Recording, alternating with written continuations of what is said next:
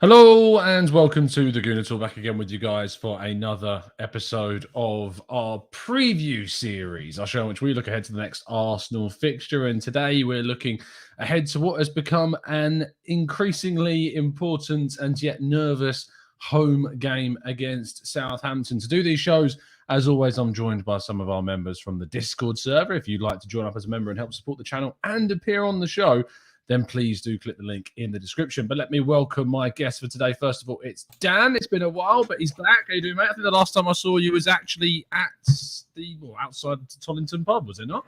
Probably was. Yeah, I'm just looking forward to see Arsenal play again. I kind of missed a lot of the Everton games, so I'm just raring to see the Southampton game and 3 points, I'm sure. Me too, mate. Me too. We're also joined by Lewis. How you doing, fellow? Are you good? Are you well? Yeah, I'm good. I'm good. You know, despite Arsenal conspiring to make me miserable, I'm not too bad. Yes, they always try and dictate our lives these days, is how it feels. And they're being quite successful, unfortunately, too. Ace Lucas in the chat. Sinners versus the Saints this weekend. Jack, good to have in the chat box, mate. Jared, good afternoon to you. Vinny as well. We got Vicky. We got Jack as well, of course, joining us too. Thank you so much, guys.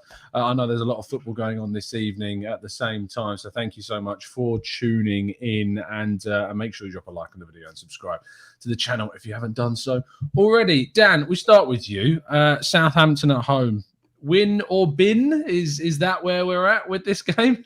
No, I backed the manager. I backed the process.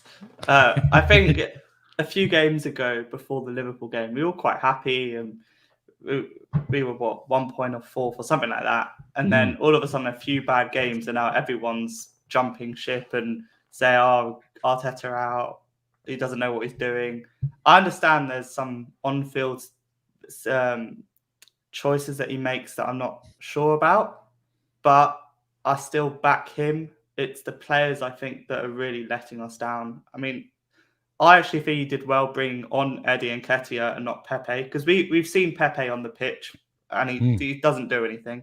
Eddie and Nketiah, you know what? He's actually come on, made a few chances. Okay, hit the post, he should have scored, but it's more than Pepe would do. So you can't blame Arteta maybe for that, but Aubameyang missing from a few yards out again in the United game. I think it's more the players as well. I'm interested to know, Dan, you said there, like you're backing the coach, you feel like people maybe have jumped too soon. At what point would you join them? At what point does it for you become too untenable? I think if we lose to Southampton, if we lose to West Ham, lose to Leeds and Norwich, I can't see that happening personally. I could kind of see us maybe losing United and Everton, but I can't see us losing to Southampton at home. And maybe that's my naivety, or however you want to say it. But if we lose to Southampton, I won't go onto the fence just yet, but I'll probably get there. But Lewis, I like to give Arteta till the end of the season anyway. Yeah, no, I think a lot of people are very much of that mind to kind of see where we are, and others aren't. I mean, you tuned in, I know, for my show with Harry on early on in the day, and the poll we put up during the show showed that the majority of even our own community now are kind of leaning towards a change. Lewis, is it a case for you of win or bin on Saturday? No, just because we're going into the busiest time of the year. Like if we were going to get rid of Arteta, we should have done what Norwich done and do it before the international break. But that was crazy because he was in the mix of a good vein of form. So we have to kind of see this season out. But I'm absolutely with Dan. I think there's a lot of players that really need to do a bit of stepping up. And when I look at some of the decisions that Arteta's made recently, big calls he's got wrong, I think a betting man said he kind of went for the safer given the players that were available to him at the time to try and help him navigate through a difficult period as he tries to manage what is a young and inexperienced squad. And it's the experienced players that have let him down. And that fearlessness of youth has seemed to kind of been his success, limited as it is at the moment. And I think he should try and keep going with that kind of viewpoint for the next game. Jump into the chat box and see what some of the guys are saying in response. Good evening to all of you. Arthur says, thank you. I hate other fan bases crying out for Pepe to be included. Pepe is rubbish. I think that's harsh, Arthur. I agree. I think that's harsh. But I think it's I think he's a player that we know is struggling to make an impact on the team at the moment. Can I understand a question? Of course you can. Just because you mentioned how good Eddie was, and I totally agree with that. Tom's gone. Oh, Lewis, take it away. You two carry on. Go on. So, now I feel like an absolute mug. Hey, it's fine. Keep going. Go on. I've got this red as my shirt now. Now, all I was going to say is you mentioned about Nketiah, and I think Pepe isn't rubbish, but what he does that's so frustrating in build-up, right, he always seems to have some good end result. Would you not think that he was potentially worth sticking on instead of Eddie? Because what you do know, whilst he's frustrating, he can get a shot away that leads to a spill, or get a goal or create an assist, because that's all he's ever done, even if his build-up play is questionable. I thought Pepe was quite good at the end of last season. He was on a good run of form, but this season when he's played, he's not taken his chances, and he scored that one goal. Who was it against? Is it Norwich or I can't remember who it was this season? Or was it the assist that he gave? He got an assist for Aubameyang where he fell fluky over assist. Yeah. And that for me, that assist, that's what I was talking about. It kind of sums him up. I don't know who linked Pepe with £25 million, but I don't think he's worth anywhere near there, personally. I don't know. I don't know what that was. No, I didn't say anything like that, Tom. I did nothing like that, to be fair. That's what I didn't touch that. No, look, the thing about the idea of Pepe and where he kind of fits in with things is the fact that he just doesn't. He doesn't fit in with things right now. In fact, I mean, now that Chris Wheatley actually tweeted and actually wrote a piece for Football.London talking about the information that he understands is that Pepe is actually considering his future at the moment. And I mean, it's unsurprising. He's not played since, I think, the 30th of October, which is a considerable amount of time ago. And so that makes sense that he's looking at his options. In that article that Chris wrote, it was basically suggested that a loan would be kind of where we would look at to get in the time, but who is going to pay those wages that he's got? They will still pay his wages.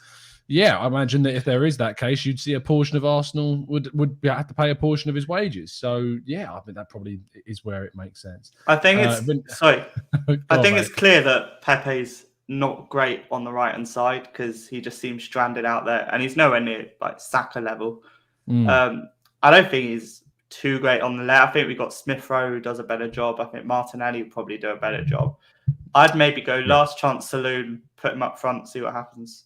But he's not a striker at the same time. But I don't know where else. Every video I do, I get a comment where someone says, "Why not try Pepe as a centre forward?" And I end up pulling my hair out because like we bought a £72 million winger. And now we're sitting trying to like force him into positions that he doesn't play and hasn't really played. The last time he played centre forward was not the last season at Lille because he played all of his games at right wing. The season before that, he played a few games at the start of the season and a couple towards the latter end. But he's not a centre forward, and we didn't buy him as a centre forward. And we have centre forwards, and I know they're not pulling their weight. And that's kind of where I want to lead the conversation next, because Dan, Aubameyang was dropped by Arteta as a big call by him. Like, there's a lot of criticism towards Arteta, but I think a lot of people wanted him to drop Aubameyang, and he did. Brought in Lacazette, and Lacazette had more touches at right back than he did in the box. So, where do you kind of go with the striking situation? Minimal. Go you. Minimal. I think our side is very young, but it's not the youngsters, I think, that are letting us down. It's your Partey's, your Aubameyangs, maybe Lacazette. It's the older ones that are really letting us down. So if they're letting us down, play more youth. Put Eddie up there, put Balogun, put Mika Biereth for all I care, but Oh, you're going to say, bring Nikolai Moller back off from London. Get him in. Get him started. Yeah. Yeah. I see what Reside you mean. Benicophobe. Yeah, Benicophobe, bring him back from Millwall. I mean, saying that, he's playing with Daniel Ballard. Maybe you can put in a good word. But I think with the striking situation, Lewis, Aubameyang, if he's put back in this game, the only reason I can see why he would throw Aubameyang back in is because he sees Southampton as an opportunity to kind of, hit the form again, get a goal, just a goal. I was going to say a couple, but we're lucky to get one. So just to get him a goal and get that confidence, do you predict, and not necessarily what you'd want to see, but do you predict Aubameyang being put back in? I think he will start.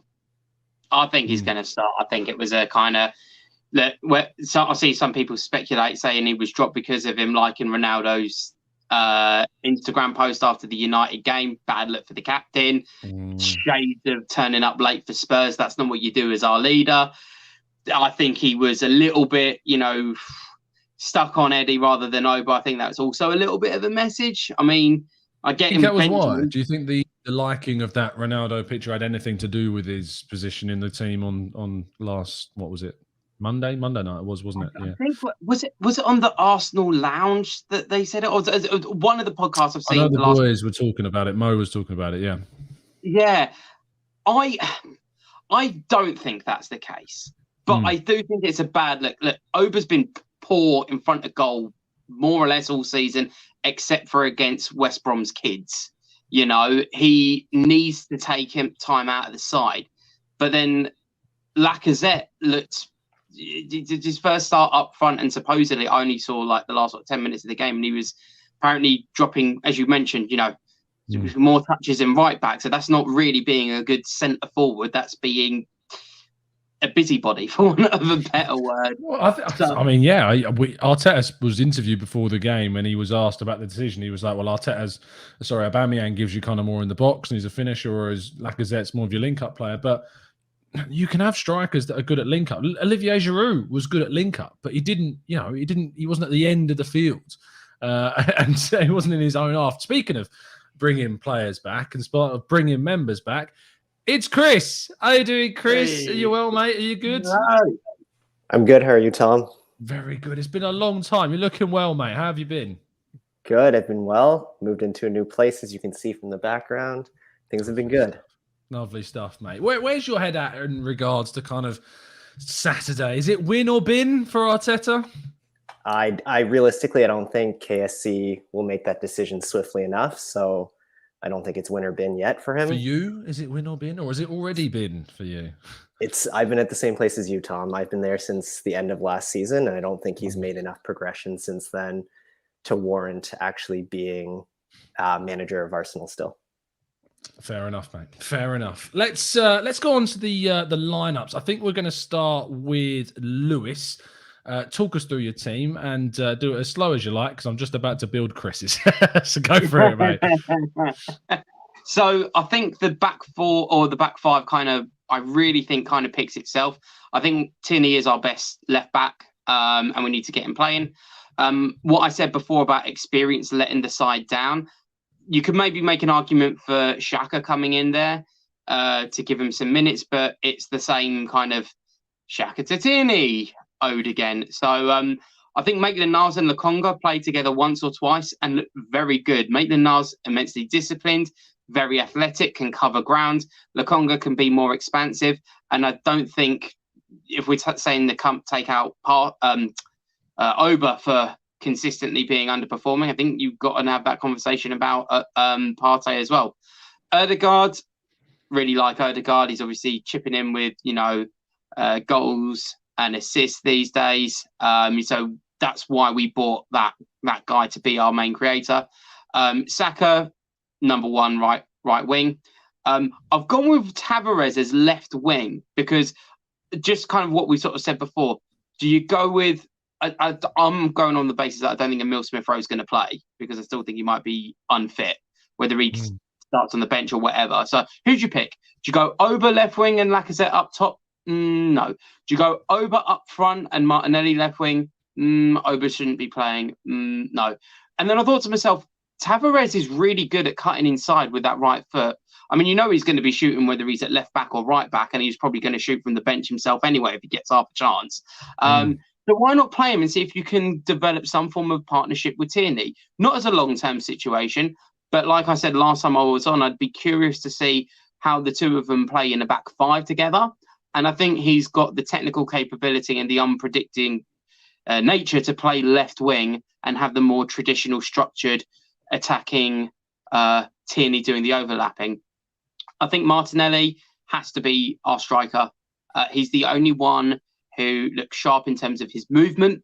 And whilst, from what I gather, he wasn't as effective against Everton, I think if you put him at the top of our attack and allow him to try and press, and with Ødegaard helping him to press, I think this young, fearless team could get the result that we need. And then those that look maybe a little bit raw, you maybe swap out for the experience, but experience doesn't get you a buy into this squad, not after 2 defeats on the spin. Melly's asking who your captain would be in this group. It's got to be Kieran Tierney, hasn't it? It's got to be Kieran Tierney. Although I'm tempted by Ødegaard. Gabriel as well. I like, and Ramsdale as arguably as Ben White. I think he's got the capabilities of being a leader. I mean, Martinelli leads from the front. Give him the armband, he'll run for days. So arguably him as well. Let's move on to, I think, Dan's team. Talk me through this one, mate. I'm loving that you've taken inspiration from some of my previous lineups for this. Go for it, son. I think again the back five speaks for themselves, and I think that's really good this season, is that we have been consistent. I think last season we kept changing it with Holding, Mari, and Louise. It kind of kept changing, but we've kept to the same back five. Okay, maybe Tierney or Tavares, but that back five. Enough said. Defensive midfield. I was very, very tempted to play El Neni because I think he. I think for the United the comedy factor. Well, no, I think for the United game, the one who let us down was Thomas Partey. I don't think El Neni had a bad. No, he didn't. He was fine. Had a bad game. I think he was a classic kind of 6 out of 10, which is what he normally gives every game. You won't really see above that. You won't see below. But I think he's kind of that solid, and he does. I'm kind of going back on my word now, but he does give that experience a bit. But I didn't go with him. I went for Maitland-Niles and Lokonga because they played well together in the few games that they've had together. I think that Watford game. We need to also probably get used to that come January. Maybe Xhaka will be there, but I just... this is the kind of game that I can really see Arteta starting Xhaka and Xhaka getting sent off after 10 minutes. It's the kind of game I can see happen, but that's why I'm not going for Xhaka. And then Smith Rowe, if he is playing, obviously I want him there. Ødegaard, Saka, yeah. If Smith Rowe's not there, I'd just change him with Martinelli. And then up front, I've gone for Balogun. I think he's been on blistering form for the under 23s, and he's clinical. And why not? But I know it's not going to happen. But I just thought, why not? That's where I've been at over the last few weeks. Chris, mate, talk us through your 11, fella. Now that I've seen Lewis's and Dan's lineup, my suggestions don't seem that radical. So I pretty much have the same lineup as Dan, I think, other than Martinelli and for Balogun. Yeah. So looking through, I think there's a lot of senior players in Partey and Xhaka, Aubameyang, Lacazette that haven't been playing well lately. So it was around Boxing Day last year when Arteta went with a full youth movement, and that got us that win over Chelsea. So hoping that he'll do something similar, but knowing Arteta, he's probably going to go with the same conservative lineup and put Partey and Xhaka in that pivot and Aubameyang or Lacazette up top. I think having Smith Rowe back will make a big difference just because we're missing a play driver last game. I felt like that link Ødegaard had with the two wingers wasn't quite there. Martinelli's great, and I love that he has energy and the way he can run and attack at opposing defenses. But I still want to test him up top to see if he'll give us something a bit different. I know earlier in the season when he did play up top, he didn't have his best performances at that striker position, but I do think we need to try something different, and we're running out of options up top. The other option, I know people don't like it, is Pepe up top, but if there was a way for Arteta to adapt his tactics into a more counter-attacking side, there is the potential that you could play Pepe up top, and if you give him space to run into, there's a chance that potentially we could do something a bit different and actually surprise our opponents for once. There you go. Just to round things off, if you thought they were radical. Tierney and Tavares, it's tricky to choose between them sometimes. And this lineup was spawned a bit from my conversation with Harry. Someone asked the question in the chat box during the show, what does Arteta need to do as kind of a primary in the next game? And I think I said something along the lines of just bring back the solidity and bring back the stability to the defense, because we've conceded 9 goals in the last 4 games. And I think that there's the option to go to this formation. It's arguably been Arteta's most successful formation. It's the formation that won us the FA Cup under Arteta. I think it really unlocks the left flank, and I think that now we have the personnel to play this system a lot more. Now, the big standout is probably Granit Xhaka in there amongst, obviously, you guys. None of you have gone for keeping him in. There's a couple of reasons why I've got him in. One is because the left flank is so key to this team, and he gets the most out of the left flank. His passing to our left flank is excellent. It's consistent. It plays in behind. It really works with Tierney. And I imagine that his link-up play with Tavares and Martinelli on the left would be really, really solid. Lokonga as well has shown to be good on the left, but I feel like his passing on the right-hand side would also help out with those. Tomiyasu has improved immensely going forward since signing for us. It was always the big question about him when he signed is, can he do the work in the offensive end of the field? Is he going to be too disciplined, too defensive? But actually, he has improved. That assist against Newcastle for Martinelli is a big example of that. The crosses he started to put into the box are definitely improving as well. So I am comfortable playing him in a wing-back position. I like Dan go with Balogun. Our strikers are out of form. No one can score. We have got a kid who can score, and his name's following Balogun. So why not throw him into the team? If he's given a chance, I would back this kid to score over plenty of the other options that we've got. But beyond that, I don't think there's too much about this. In regards to Smith Rowe's absence, I went on that based on the kind of the issues around whether we know he's fit or not. It's almost impossible. I know that a couple of lads put him in, which is fine, but we don't know whether he's going to be fit, which is also an issue. He's still said to be a doubt ahead of the game. Let's see how some of the chat box reacted to our lineups. Social says, wouldn't want Martinelli up top for me. Arsenal Graham says, Saka and Smith Rowe need to be playing closer together.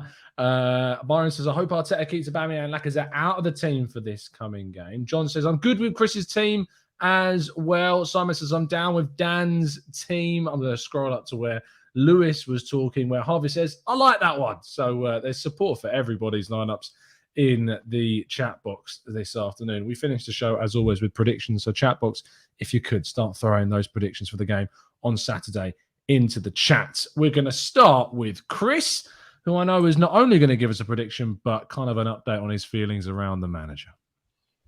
Great. Thanks, Tom. My prediction is going to be a 1-1 draw, just because knowing Arsenal, if we go up by 1 goal, we're probably going to go... the shake of Dan's head when you said that. Just... knowing that if we go up a goal, we're going to go into a defensive low block and inevitably concede and lose control of the game and struggle to get back into it. Seems to be a continuous trend under Arteta over the past little while, and I don't see anything changing yet.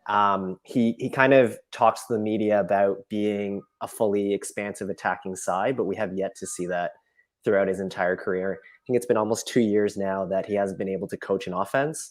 We have half an identity where we're able to play out from the back and be defensively organized. But as soon as we get to that halfway line, the players look very disjointed and lost. And there's no plan for attack. Typically, when we get into that final third and advanced areas, Arteta's instructions has been clearly to play the ball backwards in favor of safe ball retention, and to not make that risky pass into those advanced final third areas. I think I like Rahul's comment there. Arteta's more Mourinho than Pep. I actually think he's more David Moyes than he is Pep. David Moyes is doing pretty darn well at the moment, to be fair. But it is a matter of Arteta actually leaning into the David Moyes philosophy of conceding ball possession and playing very direct, precise, counter-attacking football when he has the chance to. But beyond that, if Arteta continues in his current way, you often see it, whether it's Lacazette, Aubameyang, Tierney, Saka. As soon as they get to that final third around the opponent's penalty box, there's immediate pass back. And once that pass is made back to that central pivot area, the defense is able to reset itself, and they get into position, and we really struggle to break them down after that. So for me, just Arteta's inability over 2 years to really coach that offense, and the underlying stats of not creating enough expected goals or creating chances in general, it really hampers his ability to kind of move this team and progress this team forward when you look at the attacking potential that we have and the young talent in the squad. So for me, like, if I'm kind of beyond the fence with Arteta, and I do think his time is coming up. Even our defensive record lately, I think we're on pace to concede well over 50 goals and score less than 40. So if you look at those metrics, if it's to continue, that it could be a very difficult and tough season ahead. I mean, there's no could. It will be a very, very difficult season if they are how the game moves forward for us. Lewis, prediction and final thoughts, mate? I'm going to go 1-0 Arsenal. I think it's going to be really, really low quality game. But I think it's going to be bitty is the word, I think. It's going to be... I would like to say how I really think the game is going to be, but I don't want you to be demonetized for this video, Tom. But it's going to be pretty urgent, to be fair. But I think we'll get a win. And I think this whole start, it reminds me so much of the Norwich game coming off the back of them 3 defeats. I was at that game, and I'm going on Saturday, and I think it's just going to be the same thing. A team low on confidence, a team lacking in real cutting-edge quality. Arsenal will have just about enough, and we try and build a new run from the Ashes. Oh, don't bring up the Ashes. God, that... I'm talking about a Freudian slip there. My word, I'm almost like Phoenix rising from the Ashes. Blasphemy right now. It's not going well. Those that aren't cricket fans are going to have no idea what we're on about. Dan, prediction and final thoughts, mate. I'm going to be slightly optimistic. I'm going to go for 3-2. Quite slightly quite a high scoring game. I think I've just got Aaron Ramsdale in my fantasy, so I think a Ramsdale hat trick would be quite nice. It'll concede 2 goals. Well, and then I think Xhaka will get his sending off, and then we'll concede 2 late on. But to be honest, does it matter if we're going to come out in that 93 kit, Chris? Don't know yet. Tom, have you actually seen enough of Southampton this year? Because I haven't, but knowing Hasenhüttl and the way he plays, he's from that Rangnick tree. So the gegenpressing and fast, direct, vertical football, I feel like that's going to hurt us. Southampton are a very different side without Danny Ings this season. They don't really have a focal point. They've been using Adam Armstrong quite a lot. Che Adams hasn't been playing too much. And it's really not been the same for them. They're actually one of the few teams that I've been watching more of. I mean, I couldn't comment on Aston Villa earlier in the day, but yeah, Southampton are a weird one. They're unpredictable because, I mean, I watched the game against Leicester and they were in the game. It's like, again, and I know Leicester haven't been very good this season, but Southampton looked like they could get more than they actually ended up getting in that game. And I think there might have been a red card in that game, but Jamie Vardy missed an absolute sitter. And I feel like Southampton are one of those teams where they create a little bit like Brighton, but they just don't really have that player. They don't have an Ings anymore to finish those chances. So I expect them to come to the Emirates and to create and to make some chances. It's just going to be about whether or not they take them, but it's going to be a tricky one. Let's see what you guys are saying in the chat box in regards to your predictions. Omar says 2-1 Arsenal. Last time I'm predicting a win this season, because every time I do, we seem to lose. Jared says 2-1 Arsenal. Hugh says 2-0 Arsenal. Byron says 1-0 to the Arsenal. Rahul says 1-0. Granny says 2-0 to the Arsenal. SK says 3-1 Arsenal. Vinny says 2-0 Xhaka for Dan and Gabriel Martinelli. Or could be Gabby McAleish. We don't know which Gabby it could be. Tulip says 3-0 Arsenal win. Social says 1-0 loss for the Arsenal. Yo-Yo saying 1-0 Arsenal. I love that the fact that it's just all low scores. It's all low scores because we know how this game's going to play out. Harvey says 1-1. And Shivrav, just to annoy me, puts a 4-0 scoreline in just to completely ruin my theory. Vicky says 2-0. Terry says 1-0. ADT says 1-0. And Sam says we need a clean sheet, 2-0 Arsenal. I'm going to go... I just can't look past a I feel like Southampton will score. I just feel like I agree with Chris. I reckon we'll probably get an early goal and we will panic because that's what we do. And I reckon we'll go 1-1 and then we may nick a goal late on when we actually wake up because Southampton end up scoring. So I'm going to go with the 2-1 Arsenal. I don't expect it to be enjoyable. I'm working the game, which is always going to be an absolute pain. I remember thinking about that all those years that I did the channel going, oh, I'd love to work games and write on the games. I can tell you, when it's bad, it is bad. It's really painful for them to write the games when they're going on. But yeah. Chris, do you want to jump in? I was just going to say, I think if Arteta, so one thing that Klopp did against us in the Liverpool game that really sliced us open was it was that inside-outside pass. So it was either the fullback into the Fabinho who sent it into the channel, or it was Fabinho over to Robertson or Trent Alexander-Arnold on the outside and then over the top into the channel. So if Che Adams is playing and Nathan Redmond are playing, I'd kind of look out for that pass if Hasenhüttl is going to do something different. And it's creating that separation of space between the fullback and the center back. And that's often when we get very exposed. But it's nice to know if Southampton isn't able to finish, then those chances that they create might not be going in. John Mavrudis in the chat saying his prediction's not being taken seriously. So I didn't see a scoreline, John, so I missed this. But prediction, somebody will do something stupid on the pitch, and there'll be much post-match rending of garments and gnashing of teeth, which I love as a prediction. I'm sorry I missed it because it's probably the best one.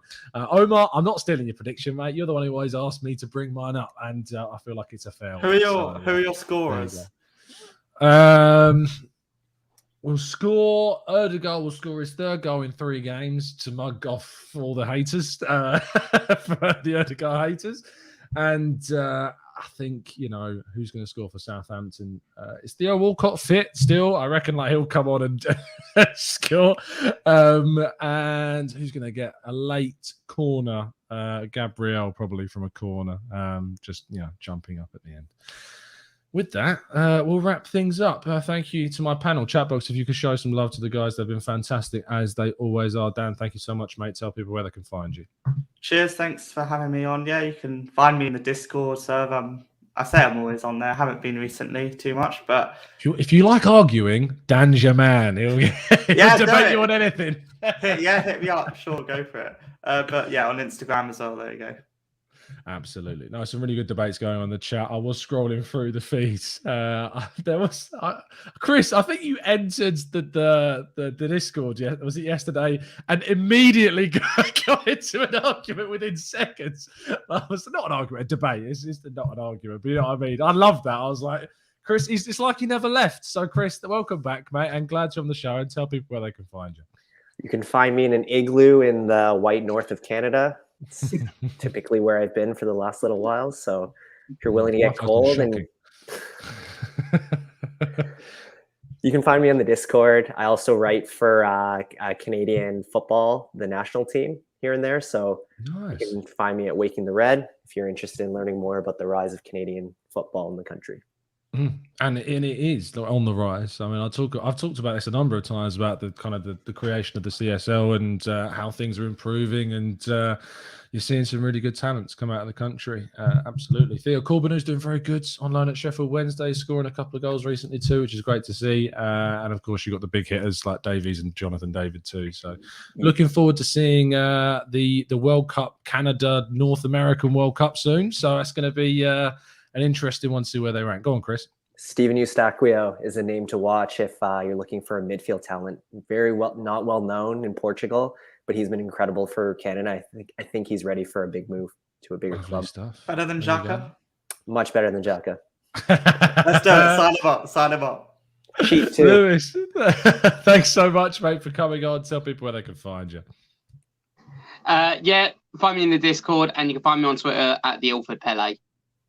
Lovely stuff. Thank you, lads, as always. John, you get into the Discord server. You have to be either a TGT expert member or a TGT ambassador. The link is in the community tab. So I can't show you the community tab because then it would show everyone the link, obviously. But if you just go onto the YouTube homepage, at the top of your page, you've got home, videos and playlists, and then the one after that I think is community.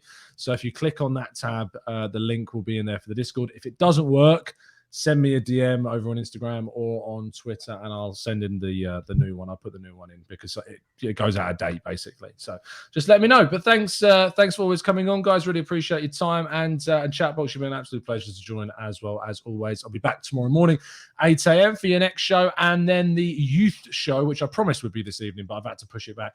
Will be tomorrow evening, and I'll also be having a chat with James from AFTV tomorrow as well, and getting some of his thoughts about the managerial situation too.